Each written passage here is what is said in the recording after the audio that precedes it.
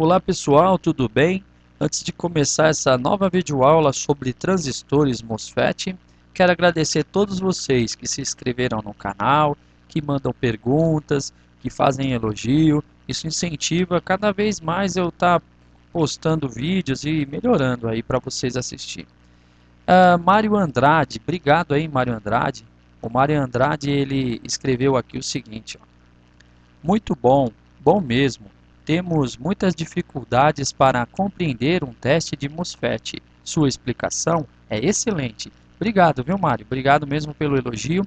E uma pergunta bem interessante que o Mário fez aqui, ó.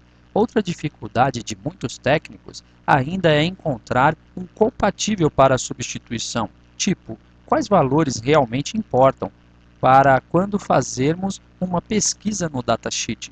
Realmente, às vezes o técnico ele abre o equipamento, descobre o transistor MOSFET queimado e aí procura no mercado aquele transistor MOSFET e ele não consegue encontrar em lugar nenhum. E aí ele fica, e agora? Eu devolvo o aparelho, coloco um MOSFET, e se eu colocar esse transistor MOSFET de qualquer tipo e eu danificar mais a placa, né? Ou eu danifico mais a placa, ou o componente vai queimar de novo. Realmente é uma pergunta muito interessante e a gente tem que dar atenção mesmo. Bem, vamos primeiramente relembrar como funciona o transistor MOSFET de canal N, que é esse carinha aí que aparece aí ao lado.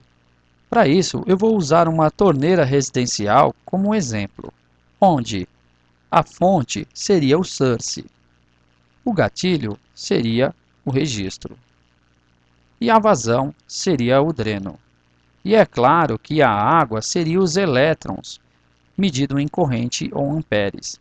Quando você dá um pulso no gate, você abre esse registro passando a fonte para a vazão, o source para o dreno.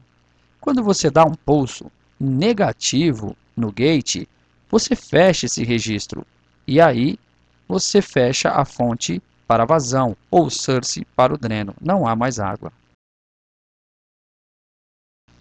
Bem, vamos analisar de perto agora o transistor MOSFET. O transistor MOSFET é um componente de chaveamento e ele vai chavear ou ligar uma carga, um equipamento. Esse equipamento necessita de uma tensão adequada para funcionamento. Essa tensão de funcionamento ela pode variar. Por esse motivo, notamos aqui o VDD, ele pode ser de 700 volts, de 50 volts, de 12 volts. O VDD ele vai depender do componente que colocarmos ou localizarmos no datasheet. O VDD é a tensão do transistor MOSFET que chaveia. Essa tensão ela será chaveada do dreno para o source. Então, se o meu VDD é a tensão total que alimenta o circuito, o VDS é o volts que vai passar do dreno para o source e depois alimentar a carga. Puxei no datasheet e vamos pegar esse caso aqui, ó. Suponha que eu tenho esse transistor MOSFET e ele queimou e eu preciso substituí-lo.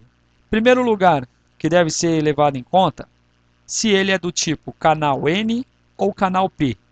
Então, quando você tirar o componente e puxar o datasheet, se ele for de canal N, você deve colocar um de canal N. Se você tiver um componente queimado, for um transistor de canal P, você deve colocar de canal P. Até aí tranquilo, não tem muita dificuldade. Tá bom. Esse cara aqui, ó, ele é de suma importância. Você pode ver que ele fica até no quadrante aqui, ó. Por quê? Esse daqui, pessoal, é o VDSS. O que é o VDSS? É o dreno e o source, ou seja, o volts do dreno e o source saturado. O que isso significa? É a voltagem máxima que dreno e source será aplicada. Então, o volt máximo entre dreno e source, que aqui é onde faz o chaveamento, né? Aqui seria o gate, né? O portão, o gatilho, vamos dizer assim, que seria um interruptor, né? E o D e o S seriam os contatos para passar essa corrente, né? Para passar essa voltagem também, né? Então, essa voltagem aplicada entre dreno e source, ela tem que ser de no máximo 20. Ou seja, pegou um componente, ele está falando que o VDSS dele é de 20, você deve colocar um de 20 ou maior que 20, para que o dreno e o source não queime. Se você olhar esse outro componente, ele é diferente, tá? Ele é diferente daquele lá. Mas olha só, o meu VDSS é de 30. Então ele é compatível ao de 20. Por quê? Porque ele é maior. Se ele fosse menor, aí esse componente esquentaria muito e ia queimar. Se esse transistor que está na sua placa é de 20 volts, significa que em algum momento, talvez até numa questão de pico, ele vai receber 20 volts. Se mesmo que você testar com o multímetro a tensão do seu dreno e source, talvez o equipamento que você tirou, ele tenha 12 volts. Só que o técnico ou o engenheiro que colocou ele lá no projeto, colocou ele de 20. Aí você vai falar, por quê? Se a tensão aplicada é 12. Porque existe tensão de pico, que pode queimar o transistor, né? Então, o que acontece? O engenheiro acha melhor colocar de 20 volts. Aí você fala, não, mas eu vou botar de 15. Vai funcionar? Vai funcionar. Mas quando vir qualquer tensão de pico, né? Como pode acontecer uma tensão de pico? Você está com esse equipamento ligado, uma pessoa liga um liquidificador e depois desliga ele e ele está na mesma rede, digamos assim, na mesma extensão do seu equipamento que vai um transistor aí, seja lá qual for. E quando você desliga, ele pode dar uma oscilação, gerar um pico de energia, e esse pequeno pico pode ultrapassar os 15, chegar até os 20. E se isso acontecer, se o seu transistor for de 20, se você substituir, ele vai queimar, porque ele não pode, em hipótese alguma, ultrapassar o VDSS, tá? Então aqui, ó, transistor é de 20, eu posso pôr maior que 20. Outra coisa muito importante também sobre o transistor na hora de você trocar é a corrente. A corrente no dreno, pessoal, é a mesma do source. Aqui eles não estão chaveados, mas quando ele for chaveado, essa corrente vai passar por ele, tá? Então é o seguinte, a corrente do dreno, muito importante, pessoal, a corrente do dreno, suponha que seu equipamento, além de pedir 20 volts, pede uma corrente de 12,5 amperes, certo? Se ela pedir uma corrente de 12,5 amperes, olha que interessante, tá? Está pedindo 12,5 amperes, você tem que colocar então um equivalente a 12,5 amperes, porque senão ele não vai dar a corrente adequada. Tá, e aí você não encontra de 12,5 amperes, você encontra maior que 12,5 amperes. Há problema? Não, não há problema nenhum. Você pode colocar um que chaveie do dreno para o source com uma corrente maior que 12. Por exemplo, vamos ver aqui no caso, esse cara aqui, ó, ele vai até 60 amperes. Olha só, até 60 amperes ele deixa passar, certo? Então, esse cara aqui, ele deixa 12. Eu posso botar esse daqui no lugar dele? Esse aqui de 30? Posso, porque ele aguenta 30 volts e 60 amperes, né, de corrente. Então eu posso colocar ele. E se eu colocasse ele menor? Se você colocar ele menor, provavelmente o seu transistor ele vai esquentar muito, muito e vai queimar. Ele vai esquentar muito, muito e vai queimar. Outro indício, tá, pessoal, de um transistor MOSFET funcionando com defeito é quando ele esquenta demais. Ele não pode esquentar demais. Se você olhar no corpo aqui, ele trabalha menos 55 graus até 50 graus centígrados, né? Já esse outro cara aqui, como ele trabalha com 60 pé, ele aguenta um pouco mais de caloria, de menos 55 até 175 graus centígrados. Então, pessoal, o que acontece?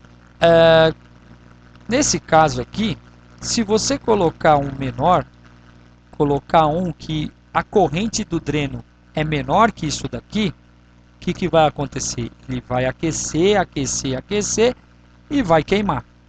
Ele vai queimar. Talvez ele demore um pouco para queimar, mas ele vai queimar.